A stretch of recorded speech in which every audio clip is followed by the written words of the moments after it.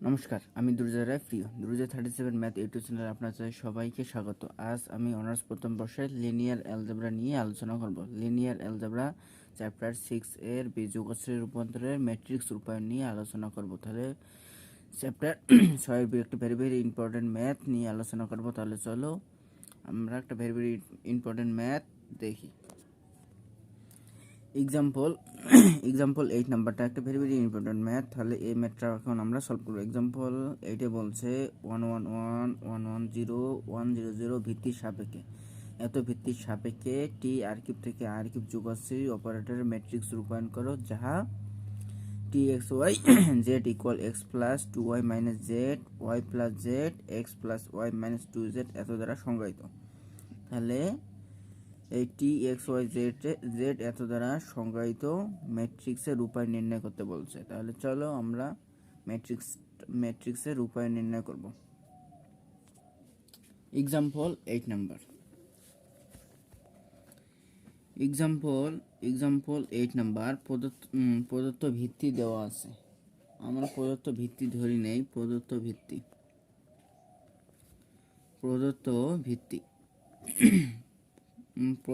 ভিত্তি f1 equal আমরা ধরে নেই 1 1 1। এটা বইয়ের মধ্যে দেওয়া আছে, শুধু প্রদত্ত ভিত্তিটাই ধরে নিছি f1 ইকুয়াল আমরা এটা ধরে নিলাম 1 1 1। তারপরে f2 ইকুয়াল 1 1 0 এবং f3 ইকুয়াল 1 0 0। এটা প্রদত্ত ভিত্তি আমরা এটা ধরে নিলাম। এখন ধরে নিলাম। এখন মনে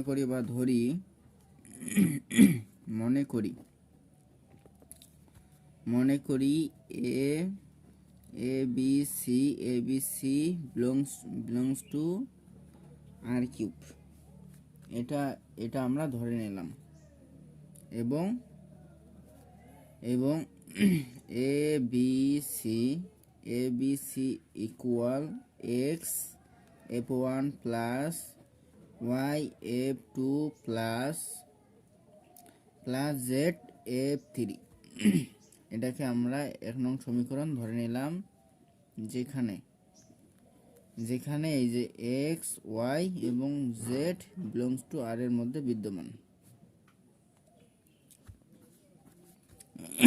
বা এ বি সি ইকুয়াল এখন এক্স f1 এর মান আমরা জানি। f1 হচ্ছে ভিত্তি, এই ভিত্তিটার মান জানি।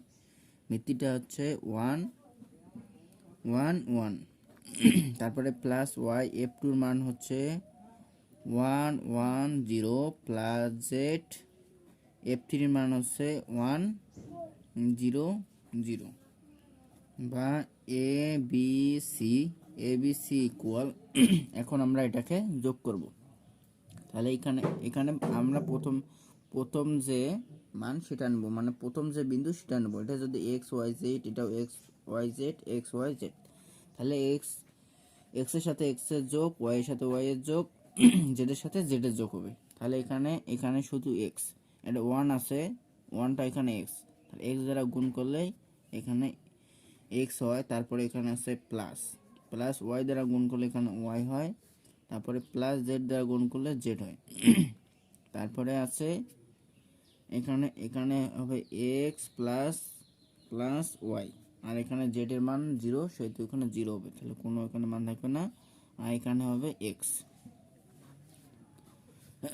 তাহলে আমরা এখান থেকে আমরা লিখতে পারি X plus Y plus Z equal A লিখতে পারি। তারপরে লিখতে পারি X plus Y equal B, তারপরে এক্স ইকুয়াল সি।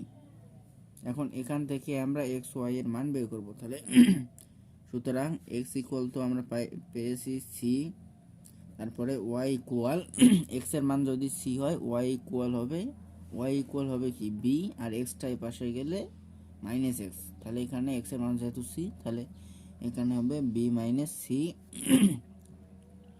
এবার আমরা জেড এর মান বের করব। তাহলে Z equal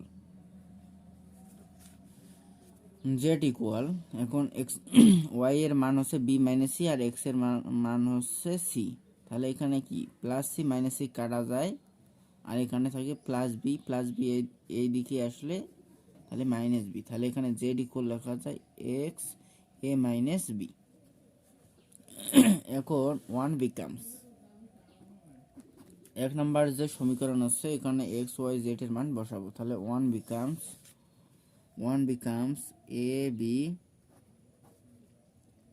B C equal X এর মান হচ্ছে C F one plus Y এর মান হচ্ছে B minus C F two plus Z এর মান হচ্ছে এ মাইনাস বি। তাহলে এখানে আছে এফ থ্রি। এটাকে আমরা দুই নম্বর সমীকরণ দিলাম। এখন আমরা রূপায়ণ নির্ণয় করব যেখানে টি এর মান দেওয়া আছে। তাহলে এখানে যেখানে T X Y Z equal দেওয়া আছে X plus two Y minus Z, তারপরে দেওয়া আছে Y plus Z X plus Y minus two Z. এখন টি এর রূপায়ণ নির্ণয় করব।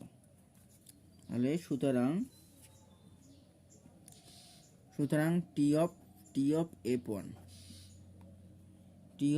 ওয়ান তাহলে টি অফ এফ ওয়ান, তাহলে এফ ওয়ান এর মান আমরা জানি। তাহলে টি অফ এফ ওয়ান এর মান হচ্ছে 1 তাহলে এক্স এর মান 1, ওয়াই এর মান 1, জেড এর মান হচ্ছে 1। যেহেতু টি অফ এফ, তাহলে টি অফ এফ বলতে এখানে এক্স ওয়াই জেড, আর এক্স ওয়াই জেড এর মান হচ্ছে 1 তাহলে T of x Y Z এখানে আমরা বসাবো। তাহলে এখানে যদি বসাই তাহলে এখানে একটা বিন্দু পাবো। এখানে এক্স এর মান হচ্ছে 1, যেহেতু এফ ওয়ান এর মান কি, এফ ওয়ান এর মান তো আমরা জানি প্রশ্নের মধ্যেও দেওয়া আছে আর এখানেও লিখছে এফ ওয়ান এর মান হচ্ছে 1 তাহলে এক্স এর মান 1, ওয়াই এর মান 1, জেড এর মানও 1। তাহলে এখন এখানে যদি আমরা বসাই তাহলে 1 প্লাস 2 3 হবে -1। তাহলে এখানে হবে আমরা একটু বাড়ে নেই। তাহলে এফ ওয়ান এর মান হচ্ছে 1, এটা বসে নেই 1 এখান থেকে আসলে এখানে আসে 2 আর এক্স এর মান, ওয়াই এর মান 1, জেড এর মান 1। তাহলে এখানেও আসবে 2 আর এখানে এক্স এর মান 1, ওয়াই এর মান হচ্ছে 1। তাহলে 2 হয় আর এখানে -2, তাহলে জেড এর মান হচ্ছে 1, তাহলে 2 - 2 তাহলে এখানে হবে 0। তাহলে এক্স ওয়াই জেড, তাহলে এক্স ওয়াই জেড বা এ বি সি, তাহলে এই মানটা যদি এখানে বসাই এই সমীকরণ 2 নং সমীকরণে যদি বসাই তাহলে এখানে সি এর মান হচ্ছে 0। তাহলে এখানে 0 f1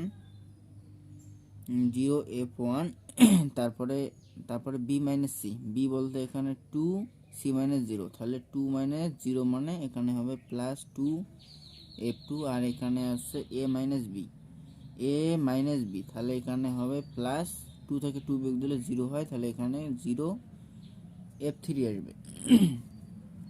তাহলে সুতরাং টি এফ অফ টু মানে কি, টি এফ অফ 2 এর মান হচ্ছে 110। তাহলে 110 হবে। তাহলে এটা ইকুয়াল যদি আমরা এখানে বসাই টি অফ 110 এই মানটা যদি এখানে বসাই তাহলে এখানে একটা বিন্দু, সেই বিন্দুগুলো ওখানে লিখি। তাহলে এক্স এর মান হচ্ছে 1, ওয়াই এর মান হচ্ছে 1।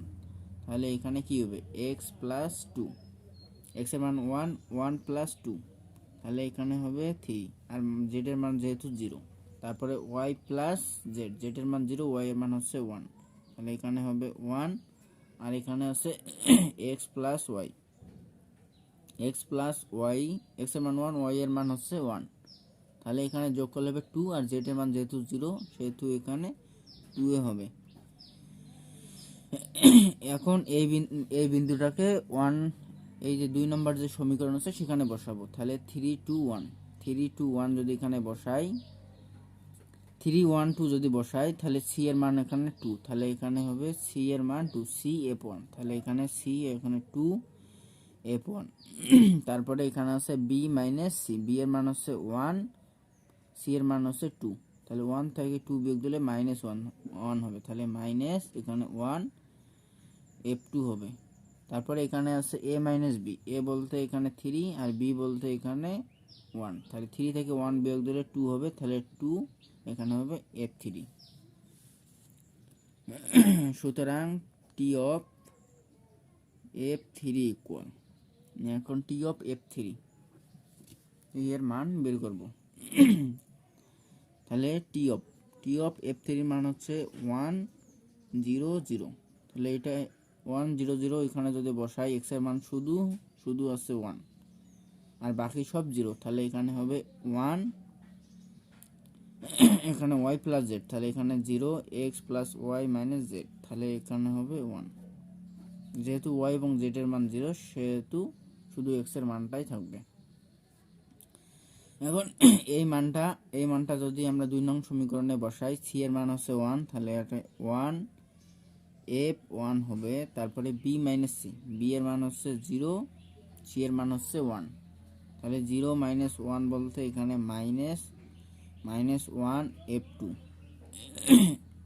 আর এখানে আছে a মাইনাস b, এর মান হচ্ছে 1, b এর মান হচ্ছে 0, তাহলে এখানে হবে প্লাস 1 f3। এখন এই যে f1 f2 f3 যে সহগগুলো আছে এগুলোকে আমরা ম্যাট্রিক্স বানাবো। ম্যাট্রিক্স বানায় এ ট্রান্সপোর্ট করলে টি এর রূপায়ণ আমরা বের করতে পারবো। সুতরাং টি এর রূপায়ণ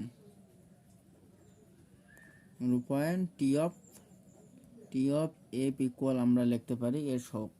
তাহলে f1 f2 f3 সহগগুলো আমরা নেই, তাহলে এখানে হবে 0, এখানে হবে 2, এখানে হবে 0, তারপরে এখানে হচ্ছে 2, এখানে হচ্ছে -1, তারপরে হবে 2, তারপরে আছে 1, তারপরে আছে -1, তারপরে হচ্ছে 1।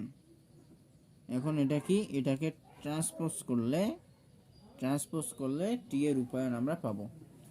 তাহলে এটাকে যদি আমরা ট্রান্সপোজ অর্থ কি সারিকে কলাম বানাতে হবে, কলামকে সারি বানাতে হবে, এটা আছে। এখন আমরা সারিটাকে কলাম বানাবো, তাহলে এখানে হবে 0 2 0, এখানে হবে 2 -1 2, আর এখানে হবে 1 -1 1।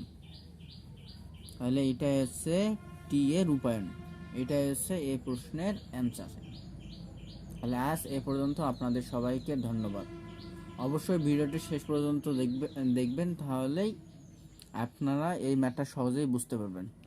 আপনাদের সকলকে ধন্যবাদ।